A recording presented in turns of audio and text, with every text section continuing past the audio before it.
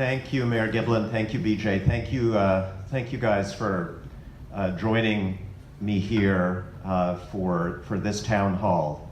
We will keep doing this. We've done quite a few smaller ones. This is a larger one.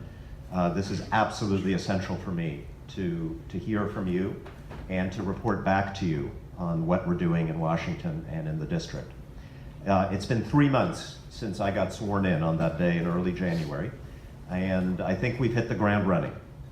And I'll tell you, every chance I've gotten when we're not legislating in DC, I'm back here. I've been running around the district.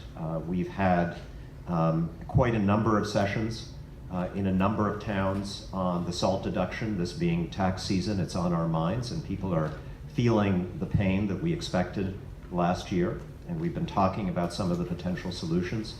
I've gotten a peek at those tubes under the Hudson River, which is not an experience I necessarily recommend. It certainly tells you just how urgent it is that we make progress on our infrastructure. I've been talking to members of the business community from Phillipsburg out in Warren County all the way to the Gateway Corridor about economic development in New Jersey. I've been swearing in Eagle Scouts from East Amwell to Clinton to right here in Cranford a couple of weekends ago. I have been meeting some of the amazing philanthropic organizations and volunteer groups that make our communities strong. Just this morning, I spent an amazing hour in Westfield at Temple Emmanuel, where they have a program for recently arrived refugees to the United States, mostly from Syria and Iraq and Afghanistan, where they all basically gather on Saturdays for tutoring, for karate classes, for a whole range of services. And this thing started as a high school student's mitzvah project. And they're now serving something like 75 people every single weekend. As an immigrant myself, I almost lost it, I have to say. It was just so wonderful to see that work. And I've been having a lot of fun. So yesterday I was up at a Head Start kindergarten in Dover, and they're doing amazing work there as well, but they had the 4-year-olds pretend to be journalists, and we did a press conference. And you know, I'm on MSNBC and CNN and Fox. I was not prepared for some of these questions. What do you do when you get home? Do you kiss your girlfriend?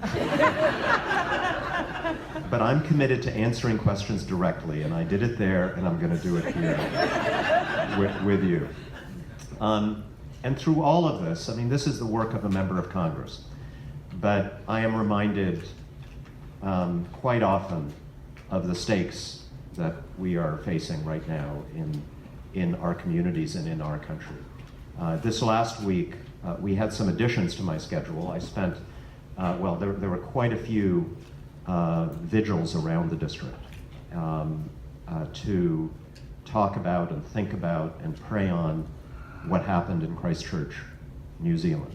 And on one level, it was wonderful to see so many parts of our community coming together, Christians, Jews, Muslims, everybody, to be together in this moment of concern and to show that this community is for everybody.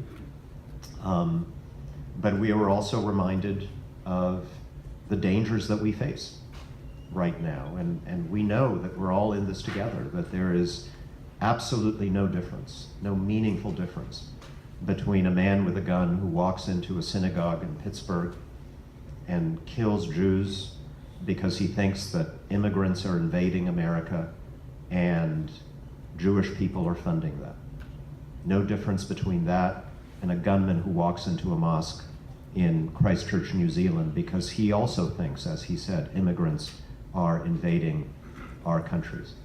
This is a hate that is spreading, and it is not just seeping up from the fringes of Facebook. It is pouring down from some of the highest places in our land.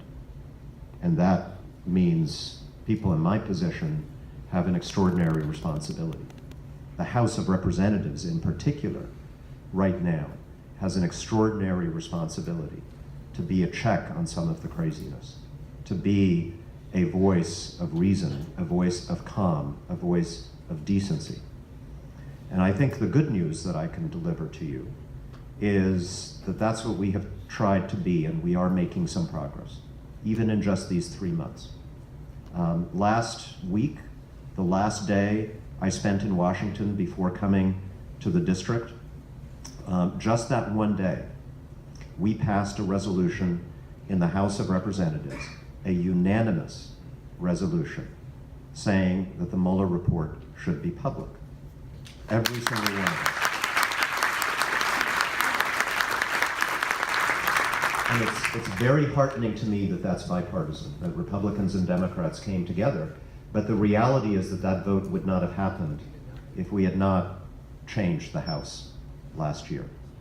The same day, in the United States Senate, we had another bipartisan vote, 59-41, overturning what I believe to be the unconstitutional national emergency that President Trump imposed after the Congress decided not to give him the money he had requested for the border wall. 59-41 is a very, very strong and powerful bipartisan statement, and it will be a very strong signal to the courts that there is a bipartisan consensus in the Congress that that emergency is not legitimate. And again, that vote would not have happened if we had not changed the House, if we had not passed that same resolution in the House first, because that is the only reason the Senate had to vote on it. So just in one day, you see the difference that we made, that the American people made when we went to cast our ballots last November. And on top of that, we passed in the House universal background checks, the first meaningful vote on gun violence prevention that has been taken in the Congress in forever.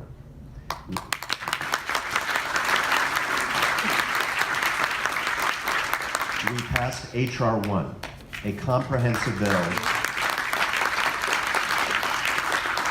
I'm so happy all I need to do is say the number of the bill. But for those of you who don't know, it's a comprehensive bill that addresses ethics in government for both members of Congress and the executive branch, campaign finance reform, and voting rights, including going after things like partisan gerrymandering and voter suppression. I'm very, very proud of that because I campaigned on it, and I believe it's also a bipartisan issue when it comes to the American people. And that's what we did in the House of Representatives. And finally, I think I can say with some confidence that there is light at the end of the tunnel. Oh, that's not a metaphor. This is New Jersey. I mean, the tunnel. In the budget that we passed after we shut down the shutdown, that was another achievement, hard won. In that budget, we provided sufficient funding to Amtrak's Northeast Corridor to build the Portal Bridge, the new Portal Bridge, which is the first and critical stage of the Gateway project. Now,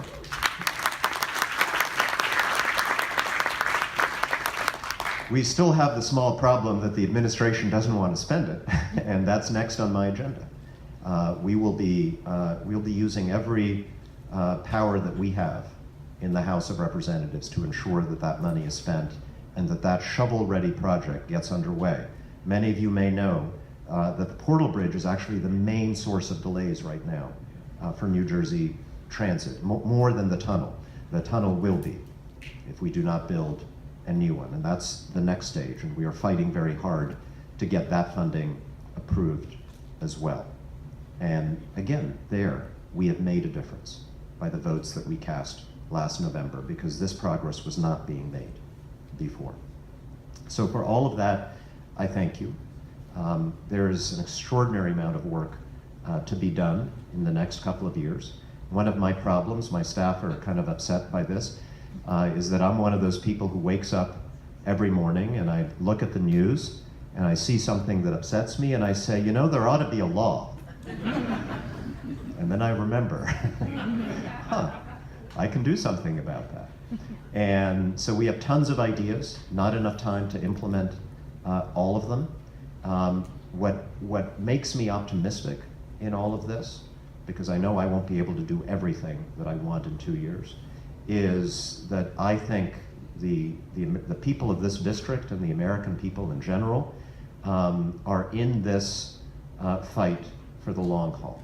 We know that we can't take our democracy for granted. Whatever our point of view, we know we have to participate. We know we have to vote. We know we have to come out to meetings like this. We know we have to hold our representatives accountable. We know we have to call them and write them. We know we have to join community organizations and activist groups.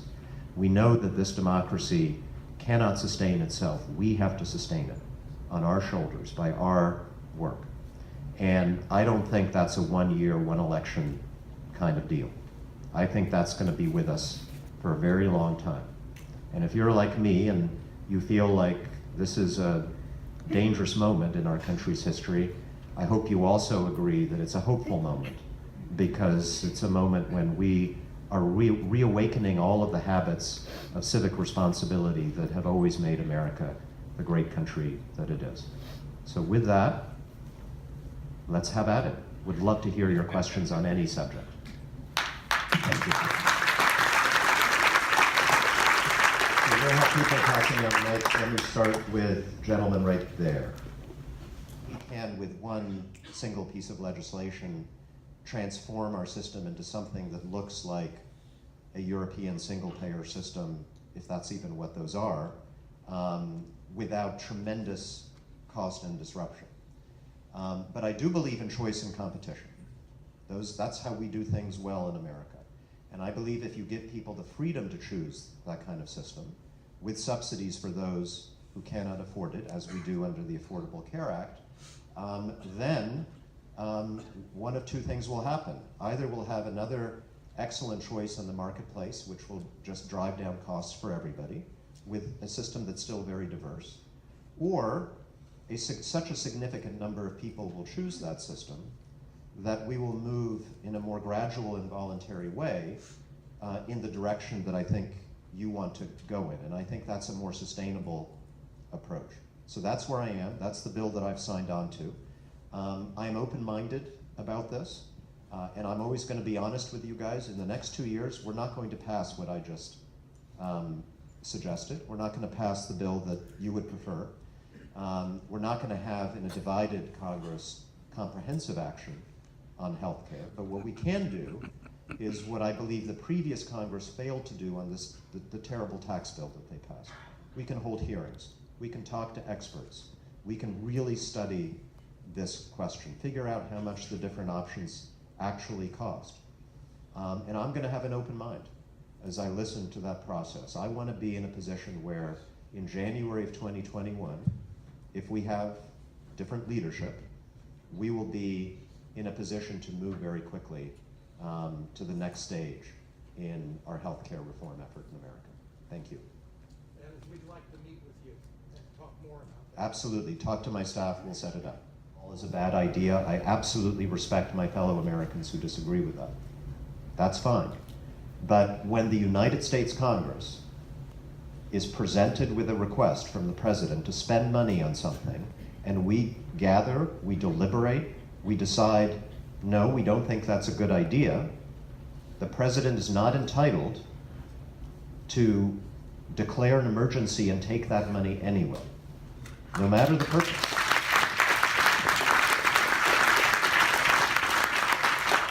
If it were a Democratic president doing it to fund health care, to fund the background check system, to fund preschool education, something I care about, it would be just as wrong.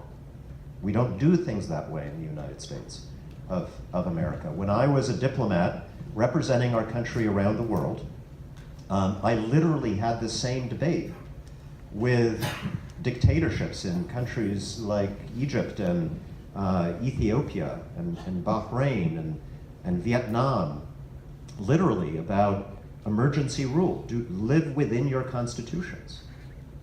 That's what I was arguing. This is bipartisan. Republicans and Democrats came together in the Congress, including Republicans who agree with President Trump on the wall, to say, We don't do things this way. And by the way, there were some other Republicans who totally agreed. They were a little scared to vote that way. The majority would have been larger had everyone been able to just vote their conscience. So I believe we're going to win that debate. And if he starts taking money from the military, there are going to be a whole lot more people upset about it. We had a senior military commander recently, by the way. They are legally obligated to tell the Congress the truth, to answer our questions truthfully, who said that these deployments of Marines to the border are absolutely killing readiness. Our military knows this is a bogus mission. You don't need the military to deal with asylum seekers at the border. But it is also harmful, in addition to the money that they're using, it is harmful to the readiness of our men and women in uniform. So we have spoken in the Congress, very powerful message. He vetoed the resolution of disapproval. Now it goes to the courts. I believe the courts are going to strike this down. And they have, again, the United States Congress having sent a powerful message that the president is absolutely alone on this. So integrity with which they pursued this whole process, this investigation. And again, whatever it says, one result, I think, will be a reaffirmation that our institutions still work in this country. Because it's an extraordinary thing that we had this independent investigation. Many of us were afraid it would be interfered with, it would be shut down. That didn't happen.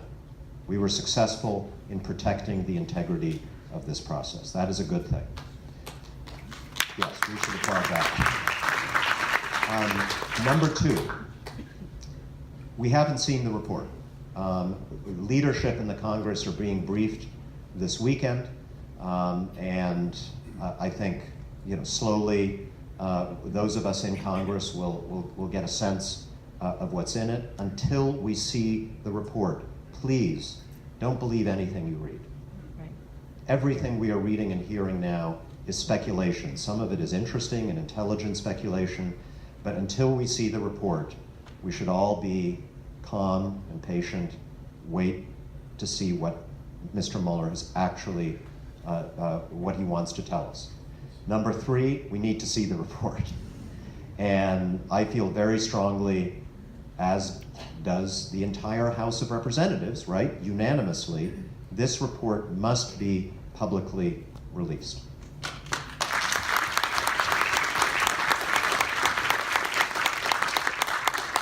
There is a tradition in the Justice Department that says if you're not indicting somebody, if you're not prosecuting somebody, don't say anything about them. And it's a very good tradition if they're investigating you or me. But there's also a rule, as many of you have read in the Justice Department, that you cannot bring a prosecution against a sitting president of the United States. Now, whether we agree with that or not, that is the rule in the Justice Department, so they're not going to do it.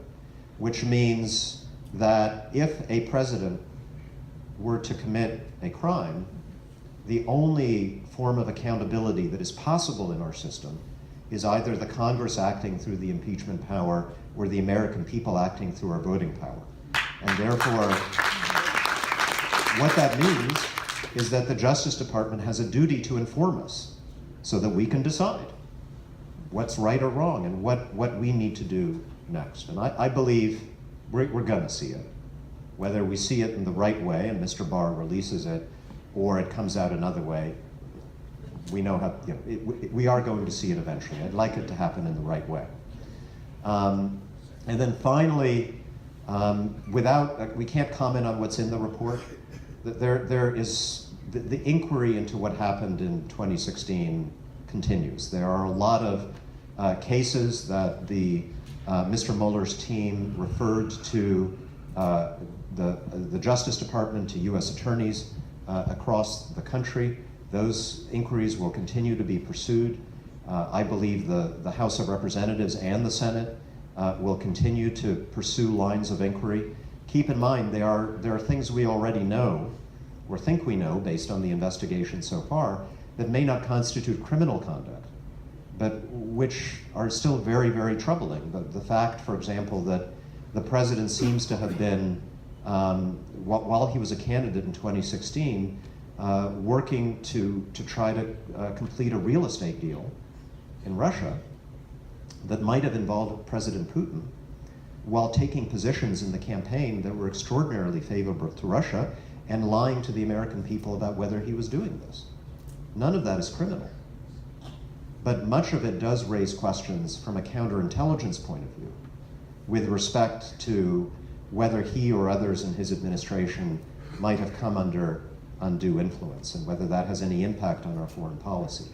And I have no idea whether the Mueller report will address that question or answer it, but it's not a criminal matter, but we do need to answer it. And so we will still have, I believe, a duty in the House of Representatives to continue to inform the American people on these important questions. Sure, it may look like my vote counts in the tallies, but it doesn't, and here we are standing on the cliff of 2020. Yeah. It's a really interesting question. I don't have a final answer for you because it's something I'm thinking through. I think there are strong arguments for it, including, I think most Americans would agree that the president should be the person who gets the most votes. And that hasn't happened with increasing frequency, and that is troubling to me. One hears from states that are rural states, sparsely populated states, that going away from the Electoral College would disempower them. And I'm not so sure that's right, because I can't remember the last time presidential candidates actually went to campaign in North Dakota and Montana, in Alaska, because they're certain that those states are going to go one way or another, whereas if we had a popular vote system, every vote would count, and you would want to campaign in California and New Jersey, even though they may be more likely to go the Democratic direction, and you'd want to compete for every single vote in North Dakota, even if you thought the state might go in the other direction, because every vote would count. So I think there are strong arguments for it. Now, there are two ways to achieve the goal. One would be to change the Constitution. Now, that's extremely hard. And I have to say, if I had to prioritize my constitutional amendments right now, I would not put that at the top of the list. I would probably put ending Citizens United at the top of my list. I think, going back to H.R. 1, dealing with the way in which money distorts our political outcomes should be a very high priority.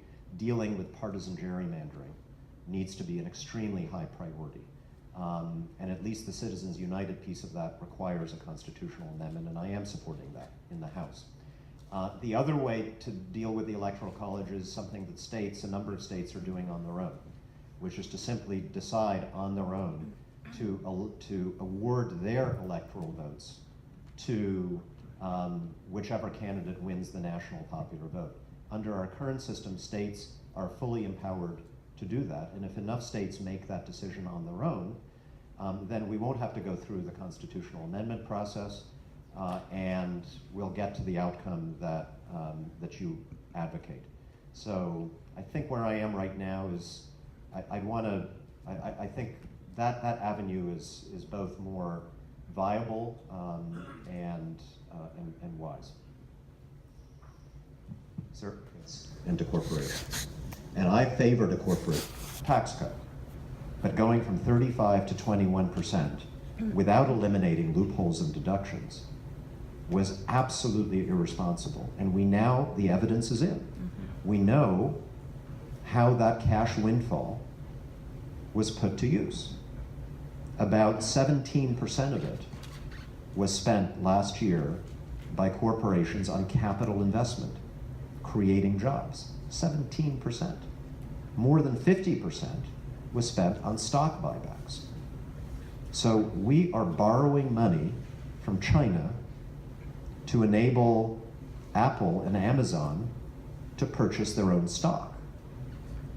That is the most fiscally irresponsible thing I can imagine. And it didn't even do more than just a short-term boost for the stock market, right? So, those of us who might benefit from that aren't even benefiting from it all that much. So we do have to go back to the Tax Reform Act and find a way to do it in a more fiscally responsible way. Thank you. Right, because these kids are brilliant. They're so well taught, they're so motivated. And when they meet a congressman, they prepare, and their questions are the toughest and best that I get anywhere else. And then I go to the robotics club, and I'm useless. And then you look at like Kansas, where years of tax cutting fever have resulted in rural school districts canceling 1 day a week of school. They have 4-day-a-week school weeks. Where do you think the Nobel Prize winners are going to come from, New Jersey or Kansas? I'm glad it's here, but we should have that all over the United States. Now, the president's budget, it's atrocious. It reflects exactly the wrong values, and it is going absolutely nowhere. So don't worry about his budget. The House of Representatives, even in the last Congress, the president's budget went absolutely nowhere. So, yes, I'm upset about it because it sends a terrible message, but that's not what we are going to do. We are going to do our part in the House of Representatives to fund education. In particular, I've always believed that the federal government has a role in ensuring funding for preschool education to make sure that every child can get that Head Start, that we have high quality pre-K for every American. Because if you do that, obviously they're better prepared for elementary school, and then they're better prepared for middle school and high school and for college. We've also got to do something at the other end of the scale about the student debt crisis in America. And that's something Congress can do something about, because actually Congress sets student loan rates. Congress has tremendous power to regulate that industry, and we've not done as good a job as we should. 100% clean power generation by 2050. California has set a mandatory target of 2045. They're a little bit ahead of us, so that's realistic for them. And what that does is it signals to the private sector and to the utility companies, we're all going there together. You guys figure out how to get there, and whoever gets there first is going to make a whole lot of money, right? That's how our system works. It incentivizes innovation. It incentivizes the progress that we're going to need, the development of the technology that we are going to need. And every company knows if we're all going there together, it's in their interest to make those investments. So number one, set a target that is ambitious, but also realistic. And one of my concerns with the Green New Deal legislation, and I'll be very candid about this, is that it sets a goal of 10 years of 100% clean power generation. And I ran as someone who believes in science. I argued again and again, we have to base these decisions on science and on facts. And I don't believe that that goal is well grounded in science and in economic reality. And I promise to be serious about this, and not just to sign on to things that sound great but don't meet that test. I also believe that, hold on, let me stop myself. Something else I'm for, in terms of where the federal government should be, as states are setting these goals, is to create another incentive structure by putting a market price on carbon. This is what all the economists are telling us, conservative, liberal, Republican, Democrat. If you want to get to an end of use of fossil fuels by roughly 2050, which is again where the scientists tell us we need to be, the best way to do it is to put that price on carbon, where the initial result will be that we're all paying a little bit more for fossil fuels. That money then goes to Uncle Sam and is returned to us in a rebate. So if you put solar in your house or buy an electric car, you're still getting the rebate. You're spending less money on fossil fuels. It's a huge incentive for you. If you are an energy company, it is a huge incentive to you to develop clean forms of delivering energy because you won't be paying the tax. Obviously, the other side has gone after me now for, oh, he's for another tax. And they ignore the rebate part, that we would actually be getting it back. This is supposed to be a socialist idea, which is interesting because ExxonMobil is for it. And the last I checked, it's not a very socialist organization. So this is actually the serious proposal that's out there. And it's actually not in the Green New Deal. So I want something that is serious, that is ambitious, that is grounded in economic and scientific reality. And so the bill I have sponsored is the carbon fee and dividend bill, which is, I think, something that can get us there. Thank you. Oh, and on fracking, look, one of the problems is that, and you alluded to this, that a lot of these operations have been exempted from environmental regulations. That should change.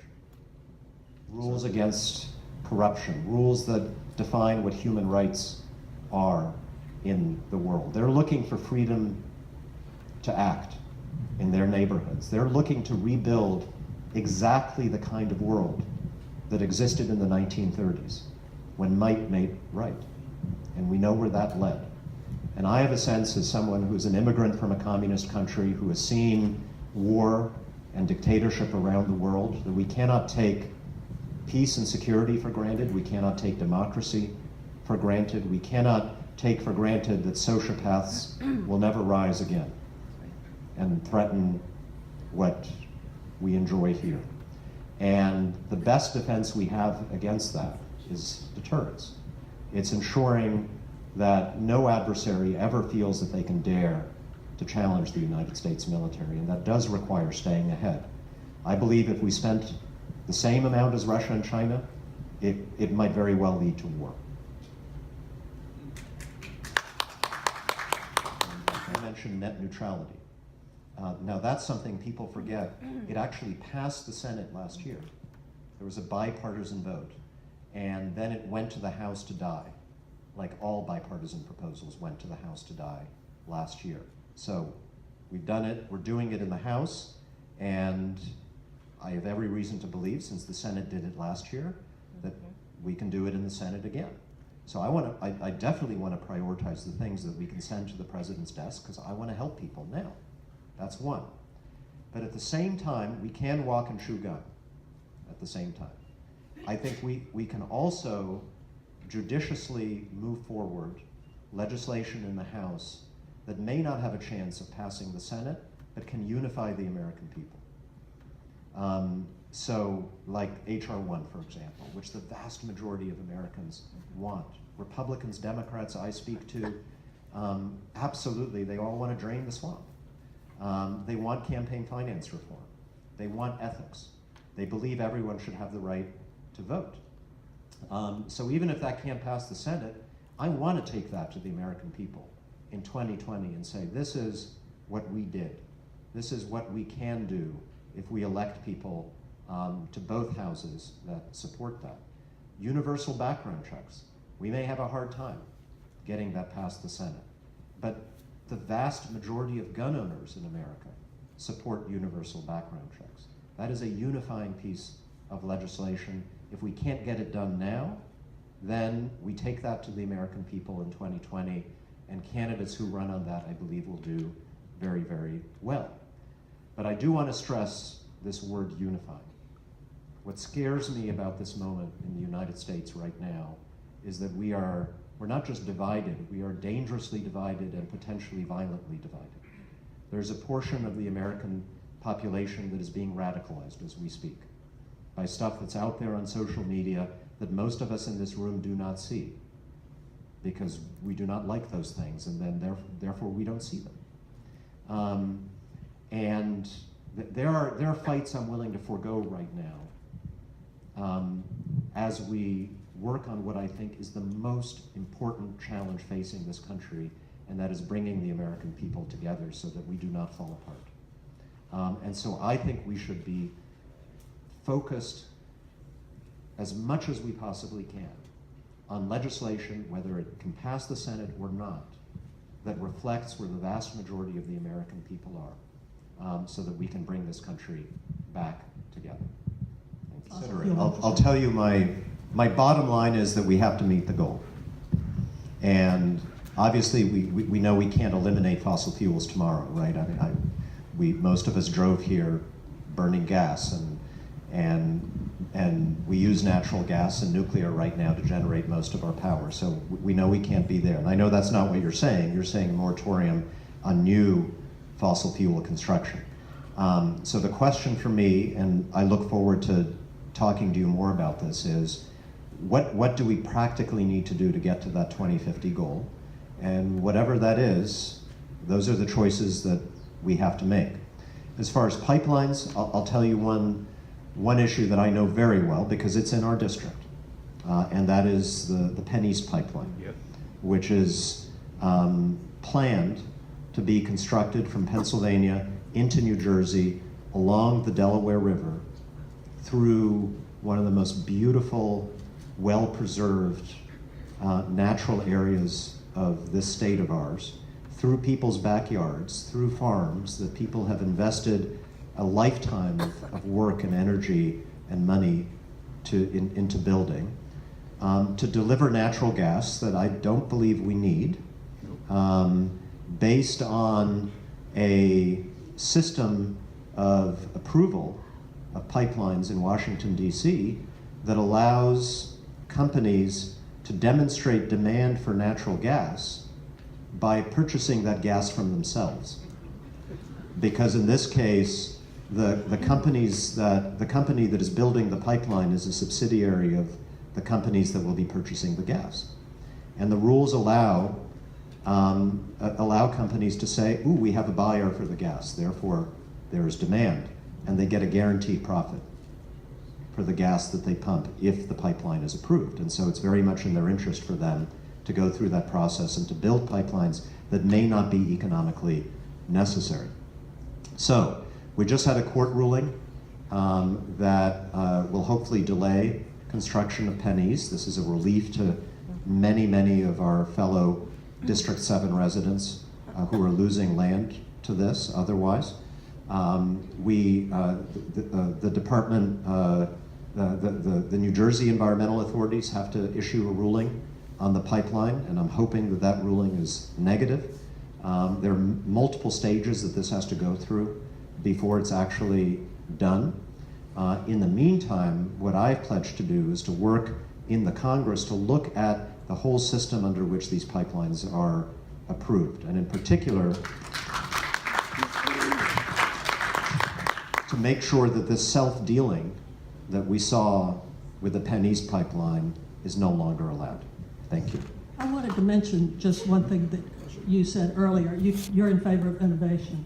These pipelines are going to disincentivize innovation in wind farms and solar farms. And so that's I another totally issue. get that. Yeah, that's not the direction we need to move. So I think we're in the same place.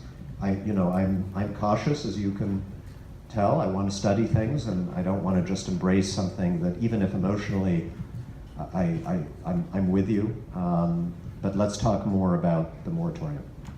In the very far back there.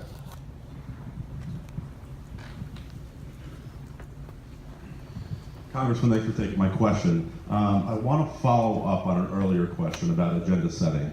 Throughout the campaign, the transition, and then in your earliest days in the House, you promised you would only vote for a speaker who would bring a floor vote to repeal the state and local tax deduction. You voted for Nancy Pelosi, no vote on the SALT cap. What does that say about your influence in the House? I had two conditions for my support for Speaker. Number one, I would vote for a Speaker who would support us on the SALT deduction, and a Speaker that would support us on the Gateway Tunnel. We are going to do both of those things in the House of Representatives in this term, and I have the support of my leadership, including the Speaker, to do them. Now, one difference between the current leadership of the House and the former leadership of the House is that when we want to do something, we don't introduce a bill in the dead of night and then pass it the next day because it's something we're ideologically committed to. This is what happened to the tax bill last year, which is bankrupting our country. There were no hearings, there were no amendments. It was a campaign promise, and it was just done. We are not going to do that with our priorities. These things are going to go through, this is sometimes an applause line, and I'm amazed, regular order. So what that means is that if we're going to address the issue of the SALT deduction, which is a $600 billion over 10 years item, that's how much money was saved by getting rid of the SALT deduction. It was the one major savings that the Republicans last year found to pay for that atrocious tax bill. We are going to be responsible about it. We are going to come up with a proposal that is paid for. And we're going to have to figure out how to do that. And it's going to go through the Ways and Means Committee, and there are going to be hearings. The same with the Gateway Tunnel and infrastructure spending. We are undergoing a major effort in the committee that I serve on, the Transportation Infrastructure Committee, to come up with what President Trump said he wanted in the campaign of 2016, and that is an infrastructure bill to put Americans to work, to fix our bridges and our tunnels and roads all across this country, including in New Jersey. And that will give us opportunities to deliver on Gateway. So it does take more than 3 months, because we're going to do this right. We're going to do this in a sustainable way, but we are going to do our part in the House of Representatives. And the real question, to which I do not have the answer, is what will the Senate do and what will the President do? Far back there, an issue in it was debated a lot in the campaign because my predecessor, Congressman Lance, was a part of the Problem Solvers Caucus, and he often brought it forward as an argument, well, understandably for his reelection. And my counter argument was that there were enough people, there were enough members, Republican members in the Problem Solvers Caucus to win any vote, any bipartisan vote in the Congress, and yet they never did. They never used their power. So my critique of it was that the people joined it in order to prove their bipartisan bona fides, but then they didn't take courageous votes when they needed to. So I have nothing against it. I'm open to joining any bipartisan grouping, but what I've really been focused on is crossing the aisle, making friendships, including in some cases with very conservative members with whom I disagree with most of the time, but they're wonderful people. And finding those issues on which we can legislate together, and we've been successful on a few already. Thank you. I was being interviewed by Dana Perino, who she had been President Bush's press secretary, very reasonable person actually, in my view. We don't agree on everything. And at one point in the interview, she meant to say infrastructure, and she said impeachment by accident instead, which enabled me to say, oh, you said it, not me. So, look,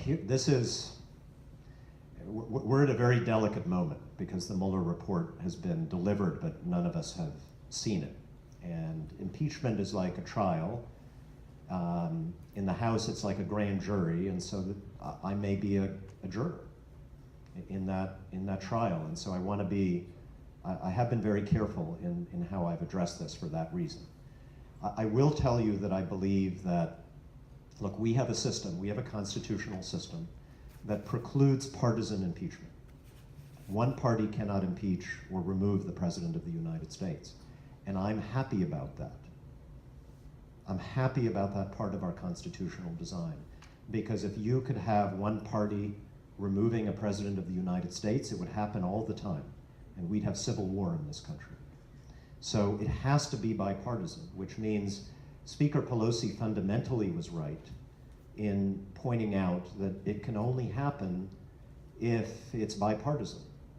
In other words, it is really up to Republicans in Congress, in the House and the Senate, to determine how and when President Trump leaves the scene, whether by the exercise of that constitutional power by the United States Congress or the exercise of our constitutional power as voters in an election. That said, if it comes up, I'm a juror, I have to make a choice. And there are two different theories about how you should make that choice. One is that you should look at simply the facts and judge whether or not the president being accused has committed impeachable offenses, and if he or she has, you have to vote yes. And if that were the standard, well, I'll tell you, I believe he has committed impeachable offenses, in the sense that if the shoe were on the other foot, and let's say Barack Obama in his 2008 campaign had been doing a real estate deal in Iran with the Ayatollahs and lying about it while taking positions favorable to Iran, and then signing out checks to porn stars, and then firing the FBI director because he was investigating Iranian interference in an American election. I think for most of my Republican colleagues, the bar would have been met. But there is another theory for how I should approach that choice. And that is that I have to take into account what I think the best interests of the country are. Whether proceeding with that process serves the best interests of the country. And that's a complicated judgment. One question I have to consider is, for example, if we were to move to impeach the president in the House of Representatives and the Senate is going to acquit, what precedent does that set with regard to that behavior in the future? Again, think of it as a criminal trial. If you acquit somebody for robbing a bank, are you setting a precedent that in the future you can't prosecute anybody for robbing a bank? And so if we know, depending on the evidence, that that's what's likely to happen in the Senate, should I take that into account? Whether it's in our best interest to set that likely precedent that this behavior cannot be considered impeachable? Or would it be in our better interest to allow the American people to render a final judgment in 2020? Now, you see, I'm asking questions and I'm not answering them because I haven't seen the Mueller report.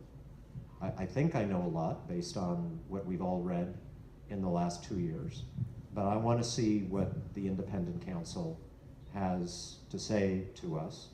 And then when we've seen that, and I intend that all of us will see that, then I'm going to come back here and we're going to talk. And I'm going to get the views of my constituents, including yours, and try to make the best judgment that I can. All right. Now, the last question, sir, right there. Or ma'am, yes, sorry, my eyes are bad. Of course, yes. Very sorry. Yeah, the Violence Against Women Act was not reinstated, and even that is not just the question I'm asking. I want to know what you can do about getting it reinstated, but it also needs to be strengthened. There is a boyfriend loophole in it. If you are stalked by someone you're legally espoused to, that's against this act. But if you're not legally espoused to them, just living with them, they can shoot you. That's fine. That's okay. And also, the LGBTQ community needs to be protected also because they're being abused, and it's not in the act. So I want to know, can you do anything about this? So very simply, we are going to reauthorize it. It's ridiculous that it hasn't been. You know, last year, Congress was hurrying to try to make the tax bill permanent when they should have been reauthorizing the Violence Against Women Act and the Land and Water Conservation Fund, which also expired. We've done the Land and Water Conservation Fund already, and we're going to do the Violence Against Women Act. There's no question about it. On your issues, I absolutely support eliminating the boyfriend loophole. I wasn't aware of the connection to VAWA, but I'm going to look into that. We've been focused on that problem in the context of gun violence prevention legislation as well. Thank you very much. With that, thank you, everybody.